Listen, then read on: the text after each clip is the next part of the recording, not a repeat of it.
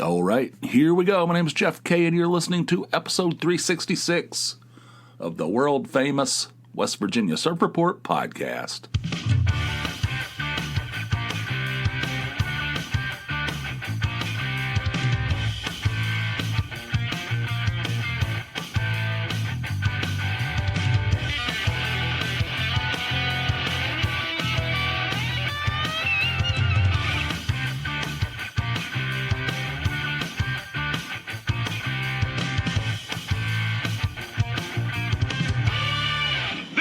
Is way out of line. Yesterday I was here in the bunker, monkeying around on the computer. I don't know, who knows. And I heard that there's a toilet. There's a full bath. Well, we have two full baths, one upstairs, one downstairs. It's right basically on the other side of this wall. Like I share a wall. The bunker shares a wall with the downstairs bathroom, right? And I heard a violent blooping, a repeated rapid fire blooping, like bloop bloop bloop bloop bloop bloop bloop bloop bloop.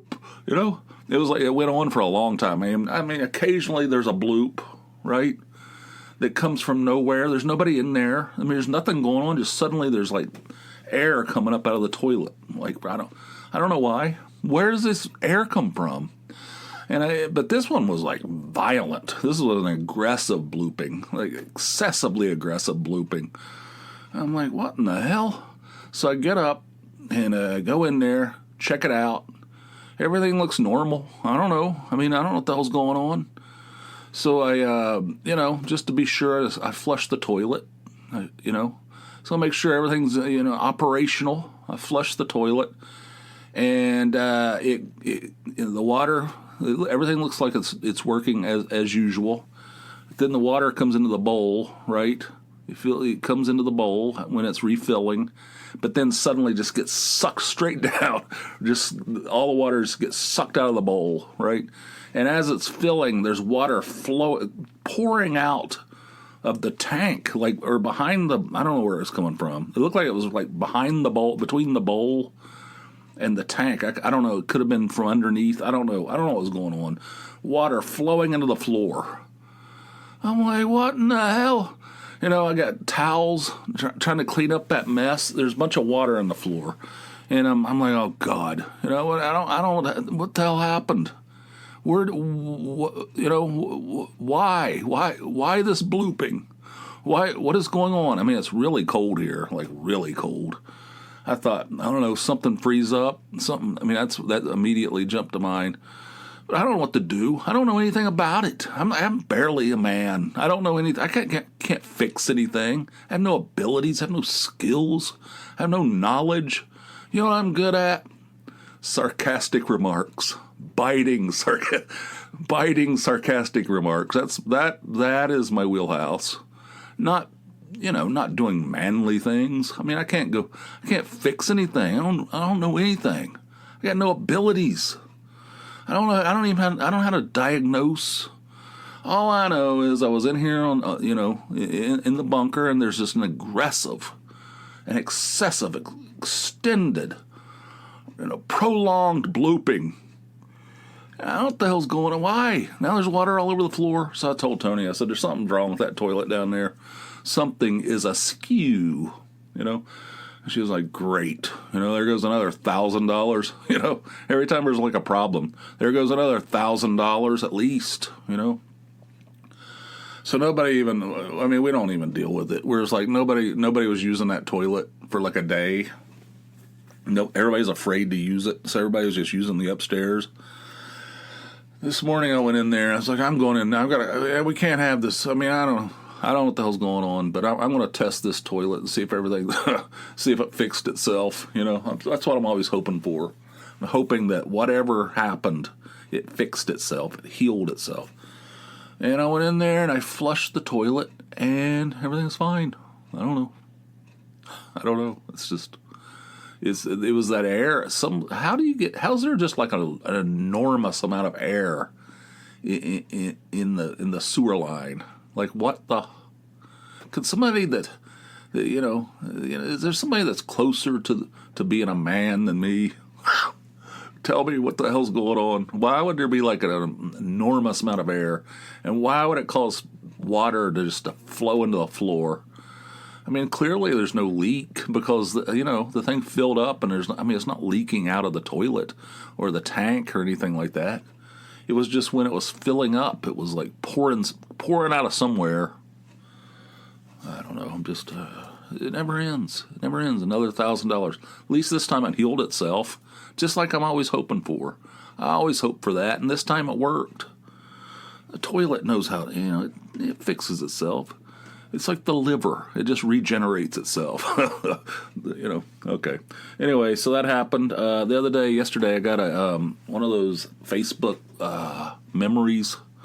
Those memories they feed you from many years ago, stuff that you posted years ago. Some of those things make me cringe. I'm like, oh, God. What the hell? Why would I post something like that? What a fool. You should be ashamed of yourself. There's people on there. You got like elderly aunts. My elderly aunts are on there following me. I got posted like something like that. People I used to work with. I mean, school teachers. No, I don't know if there's any school teachers, but you know what I'm saying. And sometimes it makes me cringe. Sometimes it's like, oh, here we go. I feel exactly the same way. It's been 12 years. I think there was something on there yesterday that was from like 12 years ago, and it said something like, I wish there was a place on the internet where I could go and where people on my side of the political spectrum are given every benefit of every doubt, and people on the other side of the political spectrum believe every crackpot conspiracy theory about them. It's like being sarcastic. That's what I do. That's what I do. It's like, but that's. I mean, that was like 12 years ago. It's worse. It's worse now. It's like I've detached myself from politics. Yesterday was, as I record this, was that Iowa caucus. I don't know. I don't know. It's hard to escape it. It's like in the news and stuff. I try to steer clear of the news. I don't want to be completely out of the loop on everything. I read headlines, but I try to stay away from politics. It is like so ridiculous. I mean, there you could, if you're invested, and I'm not, but if you are invested deeply, and there's a lot of people that do this that are like completely invested in their political party. I mean, there is nothing that anybody as a member of that party can do. There could be videotape of somebody shooting somebody in the heart, and there'd be like, wow, what? What about, and then they start doing the whataboutism, or they just justify, everybody can justify everything terrible behavior can be justified away just for the good of your party. I mean, just follow your ideology. And I think I've talked about this once before recently. It's like like sports, like say like a college football player. Like you're a fan of a college football team, right? Big time fan, right? And then you got one of the players on the team gets into some kind of trouble. He goes out and starts drinking. He goes out and gets drunk. He like grabs somebody's ass or something. I don't know. Something goes wrong. Something goes off the rails, and there's a couple of women that make complaints about this ass honker. He goes in there, he's honking people's asses. Maybe like a titty honker. I don't know. He goes out of a bar, has a bunch of drinks, and starts honking titties. What the hell? What am I talking about? You know what I'm saying? So then it gets in the media, and it's the fans of that team are like, wow, I mean, these are young men. They're under enormous pressure. They start making excuses. These are young men. This is how they learn. You can't expect it. These people are under great pressure, and we should allow them to learn. There's this. The language, and then the other team, the people that are fans of other teams, are like these guys are pampered. They need to. Nobody's above the law. Nobody's above the law.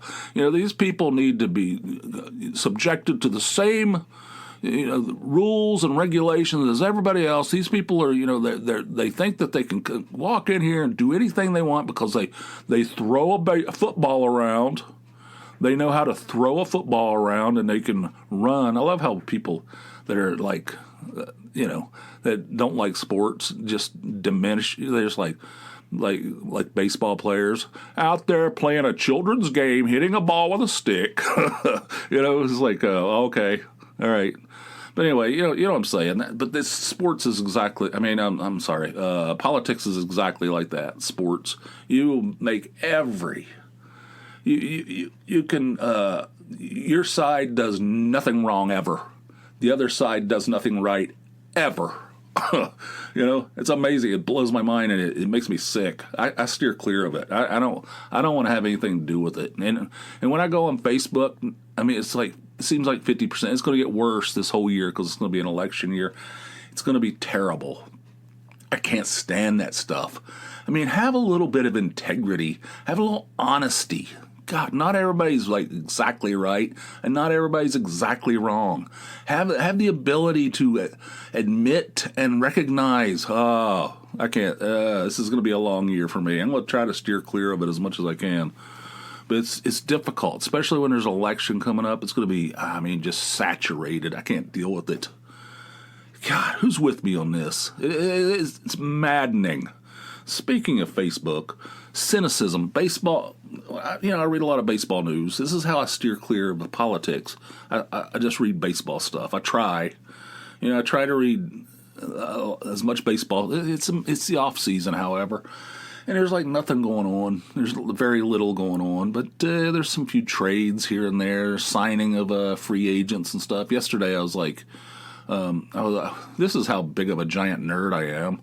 But this is, I woke up yesterday. I looked at my phone and I looked at the calendar in my phone, and I saw that it was the 15th, and I'm like, ooh, this is the day they sign international players.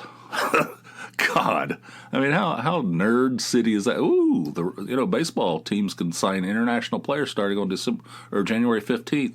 I mean, back when I was when I first got into baseball, there was like a 20-year gap in there where I didn't follow baseball. But my previous baseball fanaticism did not go as deep as this current one. I mean, I didn't know when they signed international players and stuff like that. But I was reading about this thing, and I was reading about it on The Athletic, which is a great sports website. And it said, down in mostly the Dominican Republic, also Argentina, right? Is that right? Argentina. But they're mostly Dominican Republic. They have guys down there. Each team has guys down there, and they're like scouting. They're scouts.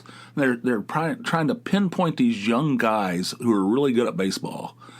And they develop relationships with their families, right?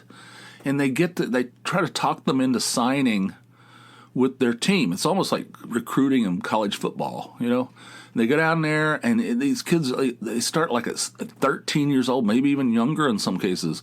They find these guys. They're 13 years old, 12, and they start talking to the families and become chummy with them. And they talk them into, but they can't sign them until they're 16. They have to turn 16, and then before January 15th. So if they turn 16 after January 16th, you can't sign them. Until the next year. You know what I'm saying. So I believe that's the case. But anyway, so the Reds yesterday signed 18 players, and one of them was a top 5 prospect. He was a top 5 prospect in the world. So this guy's like a pretty good pickup. I mean, he's 16, I think, or 17. And it said the Reds have been attached to this player for years. He's 17 or 16. The Reds have been attached to this guy for years. What the hell? He got like $3 million signing bonus, and he's like a child. Isn't that bizarre? I mean, they have academies down there where these players are, at a super young age. They're in there working with like world class like instructors and stuff, and it's like a baseball factory. Dominican Republic. I mean that they crank out the most baseball players down there. It's amazing. I don't know. This stuff's wild. So the Reds signed 18 players, all international. I don't know how that works. There is an international draft too. I don't know what's the difference. I don't know. These guys are just like signed, like football players going to college. You need to play for our school. That kind of stuff. And they go out there and develop relationships with the family and all that stuff. Anyway. Nerd. But anyway, cynicism. The baseball, cynicism, it's not just baseball, but like the Reds. The Reds are good. The Reds have a young, good team, right? They went out and they got a bunch of pitchers. None of them are like superstars, but they went out and signed a bunch of pitchers over the winter to address problems that they had. They had problems with the depth of their bullpen, the depth of their starting pitcher. They went out and signed some solid pitchers to address that problem, and they signed a guy that has a little bit of power to play a position, a non-pitching position. And these are things that they needed to be addressed. None of them are like superstars, but they're all solid and they're really good, and they made the team better, I think. So, but you go on these websites, there's like the Reds are just bottom feeders, this team will never win another World Series. This team is all my life. It's like it doesn't matter what they do. Even if they went out and signed, the best pitcher in the world, this team is a joke. The ownership group. I mean, what is the story? Why is it that there are certain people in this world who just love to bitch and love to act superior? Like they've got, it's always a negative approach to everything. Everything's negative, everything's shitty, everything's dark. Why? Why do we need that? I don't think we need that. It drives me nuts. And in sports especially, and probably every other walk of life, why everybody's so negative? This pitching team, this team has a track record of underperforming, and this is a blah blah blah. What do you know about it? Yeah, shove it. Shove it up your ass. God. I don't know, the internet makes me crazy. I used to love the internet. I still do. When the internet first came around, when I first encountered it, I should say, like late 90s into the early 2000s, I was like, this is the greatest things. I mean, I lived in a world where we had rotary phones and four TV channels and all this stuff. Now there's like all this insanity, all this information and insanity right at your fingertips, I loved it. I thought, this is the greatest thing. People are like on there creating all kinds of interesting shit. There's all kinds of insane stuff. It's just mind-blowing. I loved it. I was like, this is the greatest thing that's ever happened. I mean, this is just like revolutionary. I loved it. I loved every minute of it. Now it's just like, this team sucks. Everybody's just like shitty. Everybody's in their own silos with their political beliefs. And it's like, oh, God, everybody's terrible. It's made everybody terrible. The internet has made everybody terrible. It's like these people are like, you only feel alive if I'm bitching. That's when I'm alive. That's when I'm most alive. When I'm on the internet bitching and bitching. They do it in person too. Anyway, I mean, I know I complain on here, but usually it's just it's just frustration. It's not just a deep-seated cynicism, like everything sucks. I don't feel that way. I never felt that way.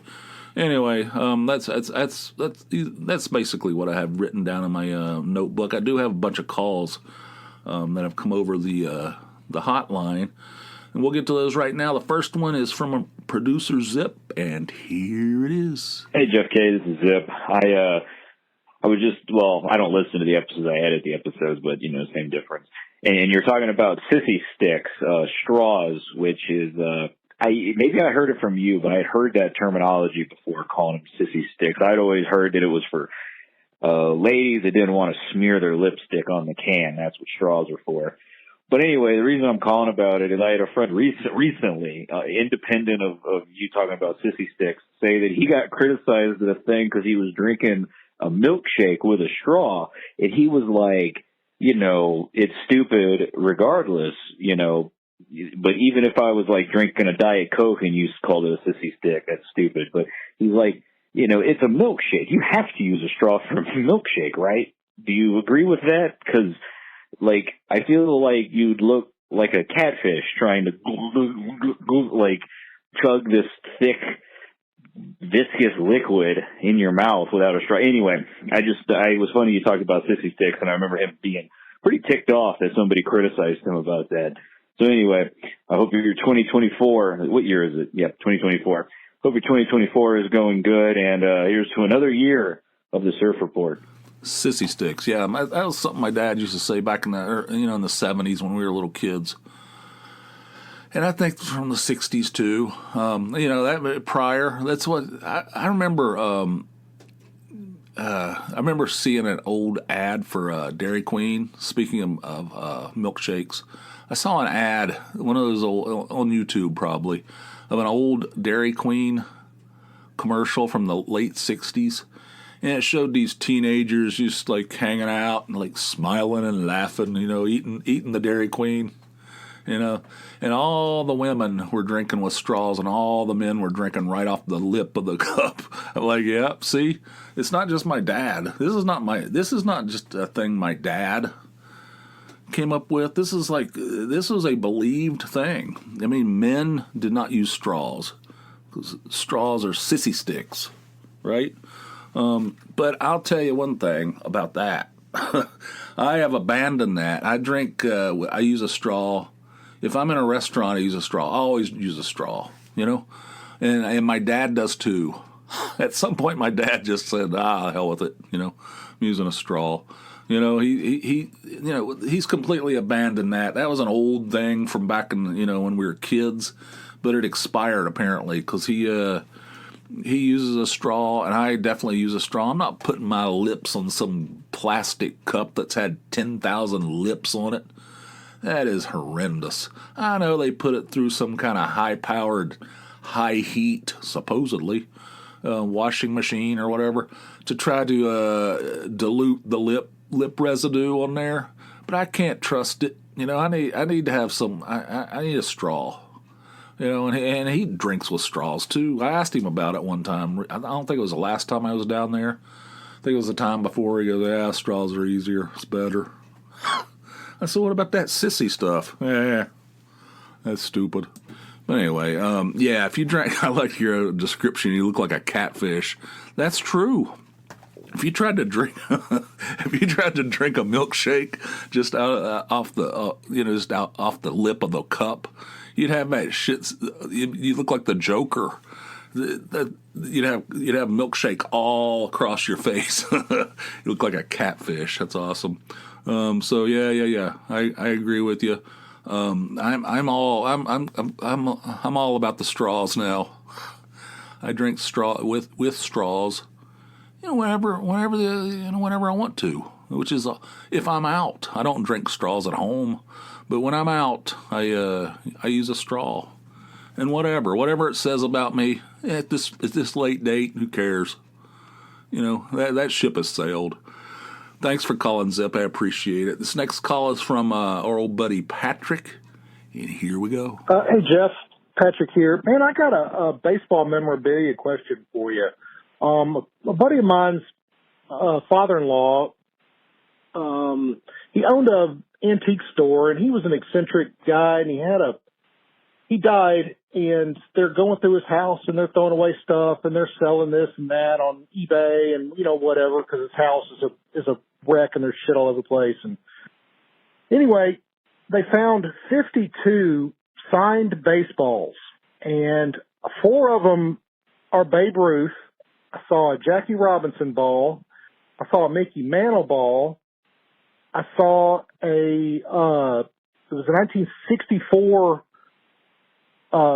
Yankees team signed ball, several other signed balls all throughout, different eras and different teams and different players. I mean, I've certainly heard of these players. I've heard of the teams. And I know an old-ass looking baseball when I see one.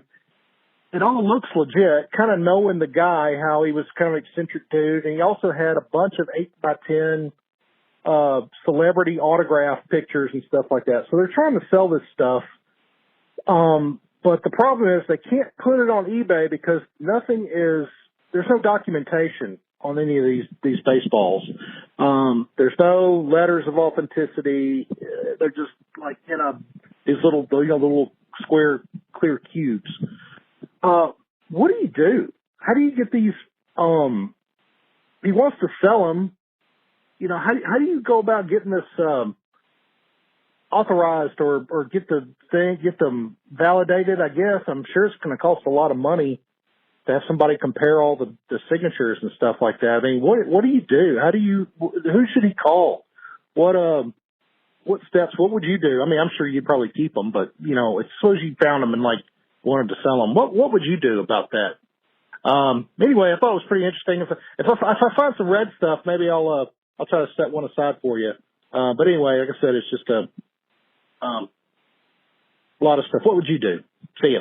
Uh-oh. I mean, this guy needs to get this stuff authenticated. Are you serious? I mean, wait a minute, hang on a second. Before I said that, that stuff's not worth anything. I'll take it off of his hand for $100, all of it. No, I'm kidding. No, there's authenticating companies. The PSA is the most popular one. I think they are relatively expensive. But if you get the thing authenticated by PSA, or I think there's another one called JSA, there's a Beckett, there's several of them.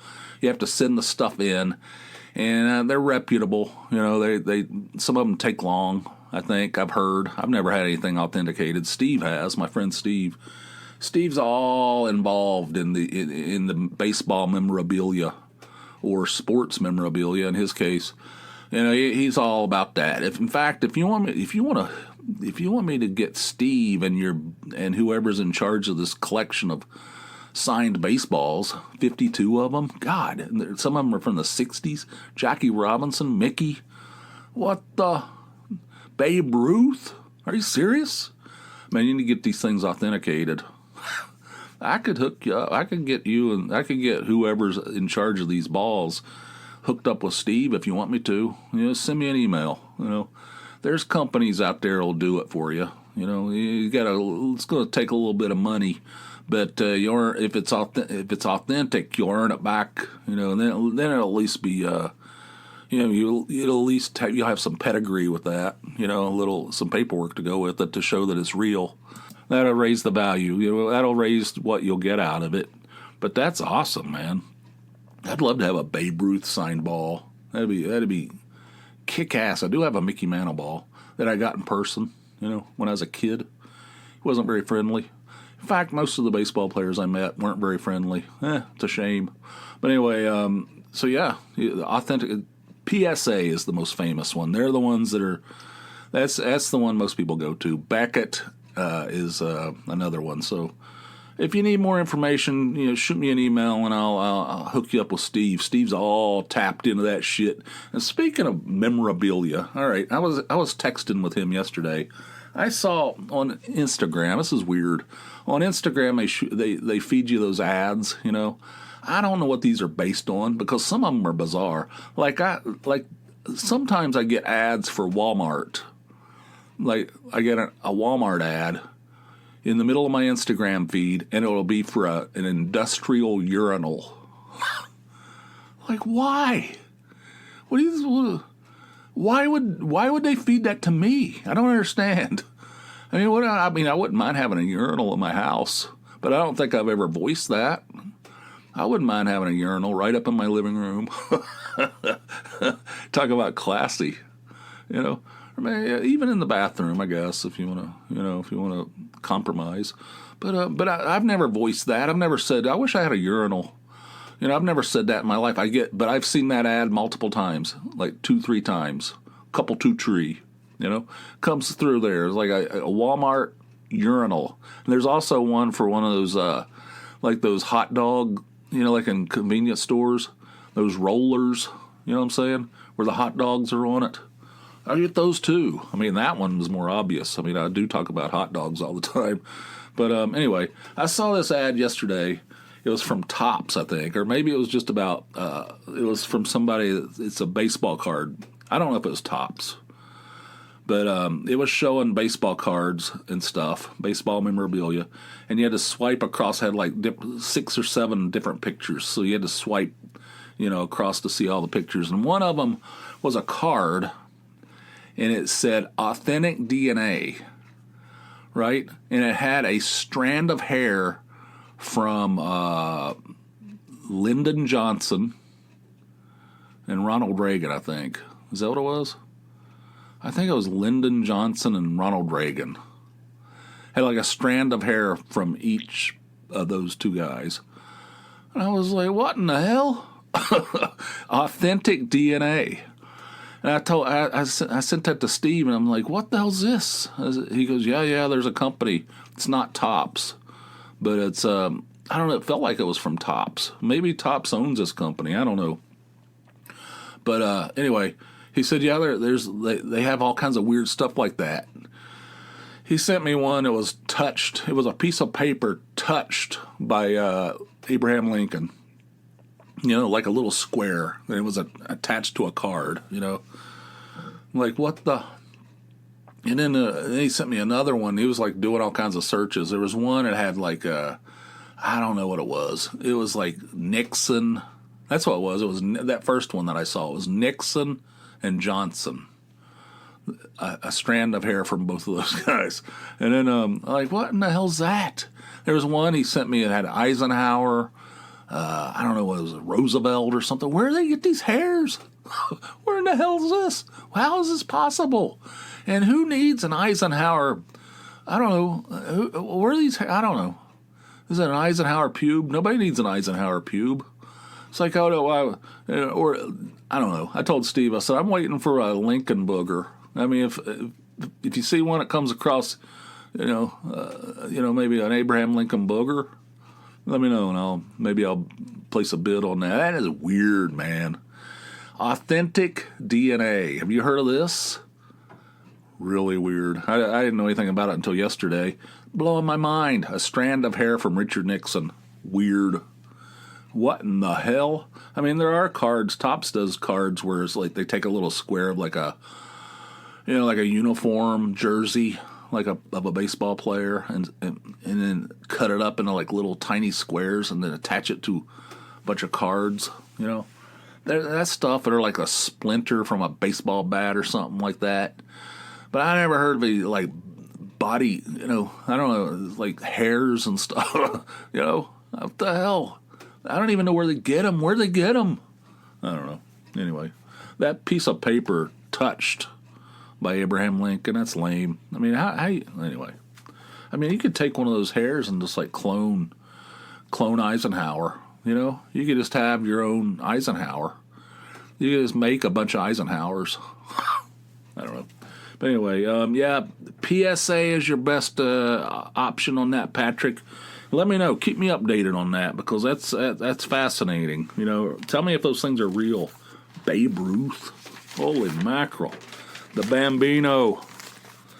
Keep me updated. Thanks for your call, Patrick. I appreciate it. This next call is from Steve in Texas, and here it is. Hey, Jeff. Steve in Texas. Wanted to update you on Sirius XM. Your awesome podcast reminded me to check in, and my subscription has bumped up quietly to $22.99 per month for the past 3 months. So I called, and here's my experience. First, there was an automated agent that offered me this sweet deal to not have to talk to an agent and just press a number and be dropped to $17.99. Of course, the answer was no. Then I got on with an agent, and she actually didn't take me right away to a lower price. She stepped down one plan at a time. I kept just no bluff. I'm ready to cancel. I really was, or so she thought. End result, $4.99. No loss of any channels. And I want to thank you for putting that money back in my pocket. and some of it's coming back to you on the awesome Patreon service. For those of you who aren't on Patreon, I mean, you're missing out. Double your West Virginia Surf Report. Come on, $4. Who doesn't have $4? Come on. Anyway, thanks, Jeff. Bye. Hell yeah. See, that's the way. I think that's their business model. I think Sirius has this business model where they don't, they're not going to hold you that $22.99. I think that's what you said, right? $22.99. I mean, they're hoping that some people, a certain percentage, won't check and they'll just keep paying it. That's a weird business model too. It's like the price. I guarantee you, there's a large percentage of people who don't even realize what they're paying. They just pay for it every month, and it's like whatever, whatever it is. I don't know. It's just it's just fake money anyway. It's just dollars. It's just numbers on a screen. It's not like cash. I'm not paying cash. If somebody had to pay cash for this stuff, they'd be like, "What the hell? What am I doing?" But it's just like you get a direct deposit. It changes the numbers on the screen, and then it starts trickling out. And you don't even notice. So they bank on a certain percentage of people paying the high price and not even noticing or caring enough to do anything about it, even if they do notice. So I'll get around to changing that sometime. I don't know. It's like $22.99, bullshit. I'll be on that shit right now. Maybe I'm just cheap or whatever, but I think there's a lot of people that don't care. It blows my mind. But yeah, you can get on there and negotiate. $5, you said? $5.99? What'd you say? $5? $4.99? I don't know. I'm sorry. I forget what you said. Sounded like a pretty good deal though. Lower than what I'm paying. I think I'm paying $5.99. I think you said $5. I got $5.99. I think that's what I'm paying right now, plus fees. There's quite a few fees on it. It costs like $7 or something a month. It's a steal. Love the Sirius XM. Love it.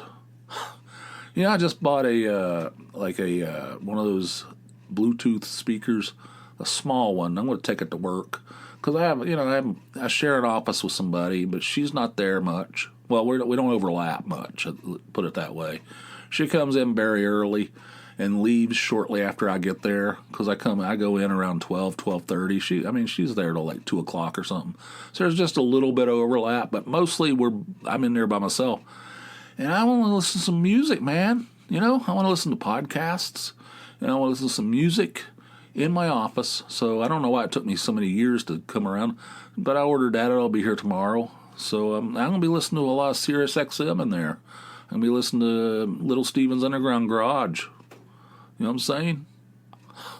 So, yeah, that's, anyway, what are we talking about? Sirius XM is, it's great, but they have a weird business model where they know there's going to be a certain amount of people that are not going to check, and they're going to get, 4 times the amount of money out of them. It's crazy. But anyway, congratulations and thanks. You said you're going to turn some of that savings over to Patreon. I appreciate that, man. I really do. Helps me a great deal. So thank you a great deal as well. So thanks, Patrick, for calling me. I'm sorry, Steve. God, I'm getting all confused here. Thanks, Steve, for calling me. And Patrick, and Zip. It's easy to do. The number is 570-290-8151. Round the clock. You can just call, ask a question, leave a comment, make a suggestion, whatever. It's voicemail, and it's an easy, fun way to be a part of a future show. 570-290-8151. And Patreon.com is the place where you can get an extra episode every week. Not every once in a while. That's for suckers. Every week. Every time I publish a new episode to the main network, like this one, there's another one right behind it that's on Patreon only, and it's for patrons only. So if you want to tap into that rich vein of ridiculousness, head on over to Patreon.com. Patreon. That's Patreon. Patreon.com/JeffK. Sign up for a $4 or more monthly donation. You'll get an extra episode every week. $4. You won't even notice it. Put it on a credit card. I mean, shit. People pay $25 for Sirius XM when you can get it for $5. And $4 is not going to, you know what I'm saying? Do it today. And surfreportpod.com is the home on the internet for the podcast with expanded show notes, links, photographs, value-added service, surfreportpod.com. And if you're too shy to call in, you can send us an email, I guess. I'd prefer you call in, though, but you can send me an email too, surfreportpod@gmail.com. And we're at the end of this thing. Thank you guys for listening. I hope you enjoyed it. Until next time, which will be over on the Patreon side, hope you guys have yourselves a fine, fine day. I'll see you. Bye.